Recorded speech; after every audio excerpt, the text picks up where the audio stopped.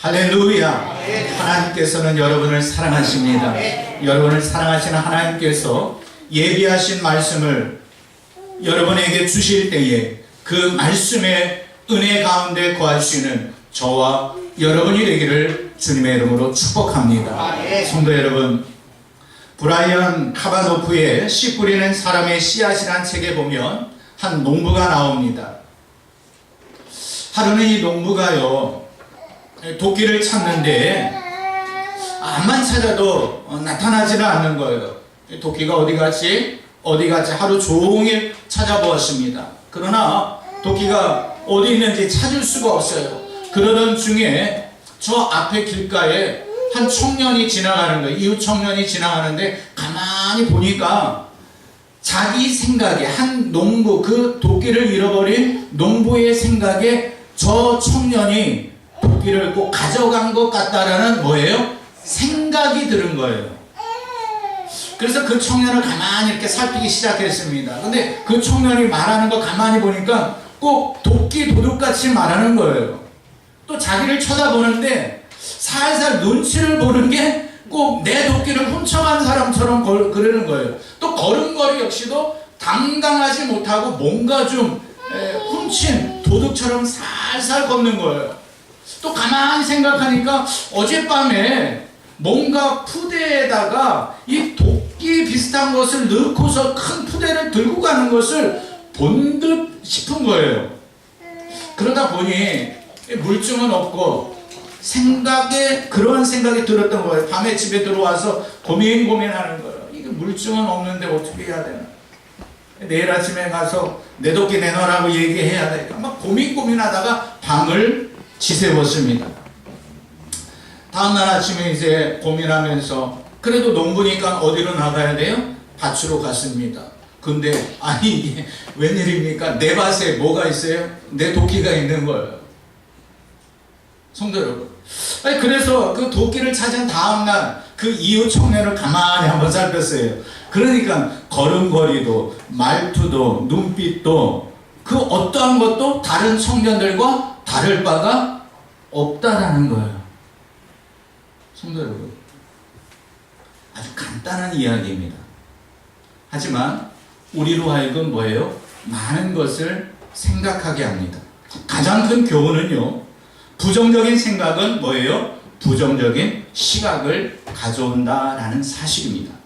역으로 생각하면 우리가 주 안에서 믿음의 긍정적인 생각을 가지게 되면 세상을 긍정적인 눈으로 바라볼 수 있다라는 원리입니다. 주님께서 주신 믿음의 눈과 넓은 마음으로 모든 이들을 바라보는 우리 모두가 되기를 주님의 이름으로 축복합니다. 특히 오늘 본문의 말씀을 통해 하나님께서 우리를 향해 가지고 계신 그 생각, 하나님께서 우리를 향해 가지고 계신 그 계획, 이것을 발견하여 믿음으로 받아들이는 복된 시간이 되기를 소망합니다. 성도 여러분, 예레미야를 통하여 하나님의 말씀, 지금 이 본문의 말씀을 받고 있는 자들은요, 바벨론의 포로로 끌려간 남유다 백성들입니다. 그렇다면 그 남유다 백성들을 하나님께서 택하셨는데 저들이 왜 바벨론으로 끌려갔을까? 이 역사적인 이유에 대하여 먼저 우리가 생각해 보아야 합니다. 사실 하나님께서 보실 때 남유다의 요시야 왕 때는, 요시야 왕은요 정직한 왕이었습니다. 우리 역대하 34장 2절 말씀 함께 읽어보도록 하겠습니다. 자, 시작. 여호와 보시기에 정직하게 행하여 그의 조상 다윗의 길로 걸으며 좌우로 치우치지 아니하고. 성도 여러분, 요시야 왕은요 여호와 보시기에 정직하여서 좌우로 치우치지 아니하였습니다. 그러다 보니까 조상들이 섬기던 우상들을 다 제거하였습니다. 성전의 기능을 회복시켰습니다. 그리고 성전 수리에 들어갔습니다. 그렇게 성전 수리를 하다 보니까 율법책을 발견하게 되었습니다. 그래서 서기관들이 그것을 읽어줄 때에 요시야 왕은요 그 말씀을 들을 때에 옷과 마음을 찢으며 하나님 앞에서 회개하였습니다. 요시야는 말씀 앞에서 회개할 줄 아는 정직하고도 훌륭한 왕이었습니다. 그래서 하나님께서 요시야 왕 때는요, 남유다를 더욱더 흥하게 하셨고요, 복에 복을 더하셨습니다. 하지만 요시야 왕이 뜻하지 않게 죽게 되자 어떠한 일들이 일어난 줄 아십니까? 후대의 왕들이 요시야 왕을 본받았으면 참으로 좋았을 것 같은데 그렇게 하지 않았다라는 것입니다. 아들 여호아하스가 왕이 되어 3개월을 다스렸고요, 그의 아들 여호야김이 11년, 그리고 그의 손자 여호야김이 3개월하고도 10일 동안 왕위에 있었습니다. 그리고 마지막 왕 시드기야는 11년을 다스렸습니다. 하나님 앞에서 선한 왕 요시야가 죽은 후 저들이 남유다를 다스린 기간은 22년 6개월하고 열흘이었습니다. 하지만 저들은 한결같이 하나님 보시기에 악을 행하였던 것입니다. 그들은 백성들을 선동하여 하나님을 등지게 하였습니다. 우상 숭배하게 만들었습니다. 율법을 떠나 온갖 죄악을 저지르게 만들었습니다. 그리고 하나님께서 보내주신 선지자들을 박해하였습니다. 여호야김 왕은 어떤 정도인 줄 아십니까? 우리 예레미야 26장 23절 말씀 함께 읽어보도록 하겠습니다. 자, 시작. 우리가 선수를 당하면 왕이 면도칼로 그것을 변하여 빼어 하루에 던져서 두루마리를 모두 태웠더라. 성도 여러분, 여호와의 말씀을, 다시 말해서 두루마리를 들으며 면도칼로 베어 어디에다가요? 화로에다, 불에다 던질 정도였습니다. 하나님께서 주신 말씀을 면도질했다라는 것은 무엇입니까? 자기의 기준으로 마음에 들지 아니하니까 면도질한 거예요. 이것은 뭐예요? 그 말씀을 주신 하나님을 경히 여기는 행동입니다. 그 하나님을 무시한 겁니다. 더 나아가 하나님께 대항하는 모습이 뭐예요? 그 율법책을, 그 두루마리 책을, 그 말씀을 면도질하였다라는 거예요. 얼마나 악한 왕이었습니까?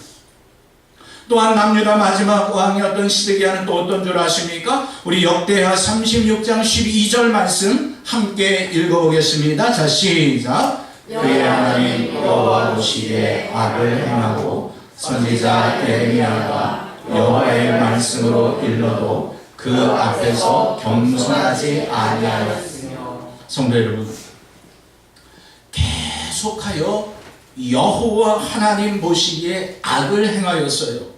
여호와 하나님께서 예레미야를 통하여 주신 말씀 앞에서 그 말씀을 겸허히 받고 아멘 아멘 해야 할 그 왕이 어떻게 했어요? 겸손하지 않았다고 합니다.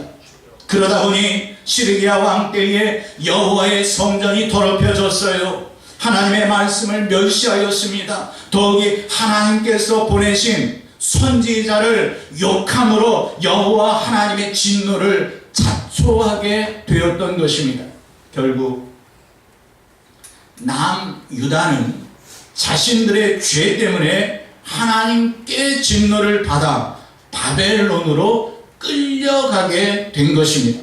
결과적으로 예루살렘 성벽이 무너졌습니다. 성전은 파괴되었습니다. 저들에게 임한 하나님의 심판은 엄중했습니다. 성도 여러분, 이렇게 바벨론으로 끌려간 자들을 우리가 가만히 생각하면 어때요? 역사적인 사건으로 볼 때 22년 6개월하고 열흘 동안 그 왕들이, 악한 왕들이 다스림으로 말미암아 죄 가운데 빠졌기 때문에, 우상 숭배하였기 때문에 우리의 생각으로 저들이 바벨론으로 끌려가는 건 뭐예요? 당연하다는 생각이 들지 않습니까? 하나님의 말씀을 면도질해서 불에다 태울 정도의 그 죄악의 모습을 생각해 보면 당연하다라는 생각이 들지 않습니까? 그런데요, 하나님의 생각은 우리가 생각해도 당연하다라고 생각이 드는데 하나님의 생각은, 하나님의 계획은 그것으로 끝나지 아니하였다라는 거예요. 더 심오한 하나님의 뜻이 있었다고 오늘 본문은 말씀해 주고 있습니다. 우리 함께 10절의 말씀 읽어보도록 하겠습니다. 자, 시작. 여호와께서 이같이 말씀하시니 바벨론에서 70년이 차면 내가 너희를 돌보고 나의 선한 말을 너희에게 성취하여 너희를 이곳으로 돌아오게 하리라. 아멘. 하나님의 계획은 무엇입니까? 70년이 차면 돌아오게 하리라. 할렐루야. 때가 되면 회복시켜 주리라. 할렐루야. 사랑하는 성도 여러분, 그러니 어떻게 하라는 거예요? 하나님의 때를 기다리라 라는 말씀입니다. 성도 여러분, 유다 백성들에게 하나님께서 주신 그런 이 징계는 어떠한 징계였을까? 어떠한 의미였을까? 우리는 생각해 보아야 합니다. 마치 암세포가 몸에 퍼지는 것을 막기 위해서 의사 선생님이 메스를 들어 몸을 절개하는 것과도 같습니다. 더 쉽게 이렇게 생각하면 좋을 것 같습니다. 박효순 권사님 백내장 수술을 하셨습니다. 수술하기 한 달 전서부터 뭐예요?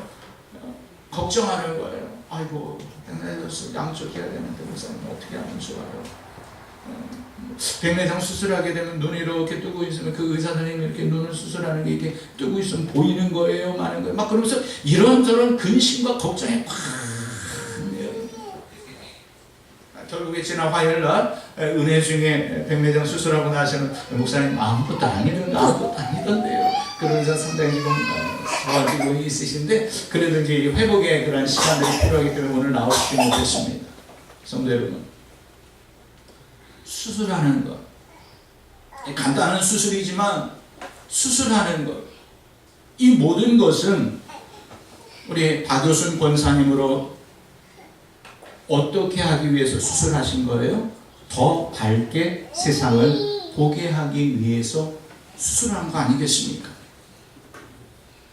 만약에 박효순 권사님께서 눈이 회복된 후에 자신이 그 수술 때문에 두려워하였고 수술하는 시간을 생각하면서 또 회복되는 시간들을 생각하면서 의사 선생님을 원망한다면 그게 타당하다는 생각이 드십니까? 하지만 우리 박효순 권사님은 그렇게 하시지 않을 거예요. 이제 어느 정도 기간이 지난 다음에 다시 그 수술했던 의사 선생님을 만날 때 아이고 선생님 감사합니다. 선생님 덕분에 이렇게 세상이 더 밝게 보입니다. 이렇게 인사하지 않겠습니까? 왜입니까? 그 의사 선생님이 어떤 뜻을 가지고 그 수술을 행하였는지 잘 알고 있기 때문입니다. 그렇습니다. 현실이 죽고 싶을 정도로 어렵다 할지라도 그곳에 있는 하나님의 진정한 의도, 생각, 계획을 안다면 결코 하나님을 원망하거나 좌절하지 않게 되는 것입니다. 또 구체적으로 하나님께서 자신의 생각에 대하여 말씀해 주셨습니다. 우리 11절 말씀 함께 읽어보겠습니다. 시작. 여호와의 말씀이니라. 너희를 향한 나의 생각을 내가 아니 평안이요 재앙이 아니니라. 너희에게 미래와 희망을 주는 것입니다. 아멘. 그렇습니다. 하나님께서 저들의 죄로 인하여 심판하시기는 했지만 포로 생활이 끝이 아니었던 것입니다. 저들을 향한 하나님의 계획은 징계가 아니었습니다. 저들을 향한 하나님의 생각은 평안과 미래와 희망인 줄로 믿습니다. 이제 하나님께서 예레미야 선지자를 통하여 저들이 하나님의 생각에 동참할 수 있는 그 길을 제시해 주셨습니다. 우리 12절과 13절 말씀 또 함께 읽겠습니다. 시작. 너희가 내게 부르짖으며 내게 와서 기도하면 내가 너희의 기도를 들을 것이요 너희가 온 마음으로 나를 구하며 나를 찾을 것이요 나를 만나리라. 할렐루야. 하나님께로 나오는 것을 제시하고 있습니다. 하나님께 부르짖을 것을 예레미야는 제시하고 있습니다. 유다 백성들의 현실은 어떻습니까? 바벨론 포로 생활이라는 절망적인 상황입니다. 하지만 하나님께서는 저들의 현실이 아니라 새로운 희망을 제시해 주셨습니다. 이는 하나님께서 베푸시는 신비한 은혜입니다. 하나님께서는 저들이 온 마음으로 자신을 찾으면 만나 주신다 말씀해 주셨습니다. 성도 여러분, 혹시 현재 남들에게 말할 수 없는 어떤 절망적인 상황이 있습니까? 우리의 심령을 감찰하시는 하나님께서는 우리의 절망적인 상황을 우리보다 더 잘 알고 계시다라는 것을 기억하시기를 바랍니다. 절망적인 현실 앞에서 우리가 포기하지 아니하고 온 마음을 다해 새벽을 깨우고요, 온 마음을 다해 밤으로 기도한다면 하나님께서는 우리에게 회복의 역사, 기적의 역사를 허락해 주십니다. 특히 하나님께서 바벨론에 포로된 자들에게 약속하신 것이 있습니다. 우리 예레미야 29장 14절 하반절 말씀 우리 함께 읽어봅니다. 자, 시작. 나는 너희를 만날 것이며 너희를 포로된 중에서 다시 돌아오게 하되 내가 쫓아 보냈던 나라들과 모든 곳에서 모아 사람들 떠났던 그곳으로 돌아오게 하리라. 이것은 여호와의 말씀이니라. 할렐루야. 하나님께서는 예레미야를 통하여 여호와의 말씀, 하나님의 뜻을 전달했습니다. 너희가 온 마음으로 기도하고 회개하고 돌이킨다면 너희를 만나줄 것이고 또한 돌아오게 하리라. 성도 여러분, 하나님께서는 포로 생활 중에 있던 유다 백성들에게 이해할 수 없는 기적을 말씀해 주셨습니다. 그리고 70년 후에 바벨론 포로 생활에서 귀환하게 해 주셨습니다. 이것이 저들에게 임한 하나님의 무한한 은혜였습니다. 오늘 우리는 예수 그리스도께서 우리를 위해 십자가를 지시려고 예루살렘으로 입성하심을 기념하는 종려주일 예배를 드리고 있습니다. 왜 예수님께서 예루살렘을 향하셔야만 했습니까? 왜 예수님께서 십자가를 지셔야만 했습니까? 왜 예수 그리스도의 십자가 사건이 우리에게 복음이 됩니까? 그것은 우리가 죄인이기 때문입니다. 죄의 심판으로 바벨론의 포로로 끌려갔던 남유다 백성들처럼 우리도 원죄와 자범죄로 인한 죄의 노예, 포로가 되어 있기 때문입니다. 하지만 하나님께서 자신의 생각, 자신의 계획대로 70년의 때가 참에 저들을 다시금 고국으로 돌아오게 해 주셨듯이 하나님께서는 때가 참에 이 땅에 예수 그리스도를 보내주셨습니다. 예수 그리스도 십자가 사건을 통해 하나님과 우리 사이에 막힌 담을 헐어 주셨습니다. 거룩하신 하나님을 만날 수 있는 은혜의 시대를 우리에게 허락해 주셨습니다. 하나님께서 우리에게 이 구원의 은혜, 하나님의 자녀를 회복시키심의 은혜를 베풀어 주셨음을 믿으시기를 바랍니다. 사랑하는 성도 여러분, 바벨론 포로된 자들을 향한 하나님의 계획은 재앙이 아니었습니다. 포로 이후에 대한 하나님의 희망이었습니다. 그리고 현대를 살고 있는 우리에게 말씀하고 계십니다.